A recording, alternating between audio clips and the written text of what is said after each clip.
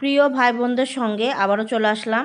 লাউ দিয়ে মাসকালের ডালের রেসিপি শেয়ার করব আবারও আপনাদের সঙ্গে। তো এখানে আমি মাসকালের ডাল আমি ধুয়ে পরিষ্কার করে নিয়েছি।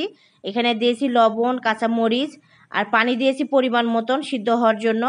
আর তেল দিয়ে দিলাম, এখানে তেজপাতা দিব, পেঁয়াজ দিয়ে সিদ্ধ করে নেব এই মাসকালের ডালটা আলাদাভাবে।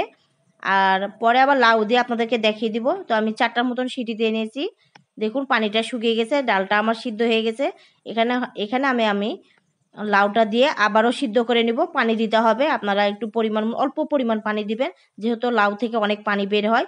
তো লাউটা আমার সিদ্ধ হয়ে গেছে। দেখুন, যেহেতু শর্টকাট ভিডিও আপনাদের সঙ্গে শেয়ার করছি, আপনাদের কোনো কিছু জানার হলে কমেন্টের মাধ্যমে আমাকে জানাতে পারেন। আর এখানে পানি দিয়েছি, একটু সামান্য হলুদ লবণ দিয়েছি আবারও।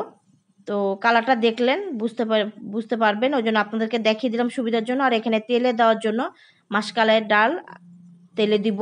লাউ দিয়ে মাসকালের ডালের এই রেসিপিটা অবশ্যই খাবেন। এটা তেলে দেওয়ার জন্য আমি গোটা জিরা, পেঁয়াজ, শুকনো একটা মশলা, শুকনো মরিচ ব্যবহার করেছি। আর কোনো মশলা আমি দিইনি, ডাল সম্বারা মশলা এগুলো দিইনি। দিয়ে আমি এখন তেলে দিয়ে নিব ডালটা। লাউ দিয়ে মাসকালের ডাল অবশ্যই খাবেন প্রিয় ভাই বোনেরা, আপনাদের জন্য শেয়ার করেছি। আর যদি ভালো লেগে থাকে আমার সঙ্গে একটু থাকবেন, আমাকে কমেন্টের মাধ্যমে জানাতে পারেন। আমার মাসকালের ডালের রেসিপি কমপ্লিট, ভালো থাকবে।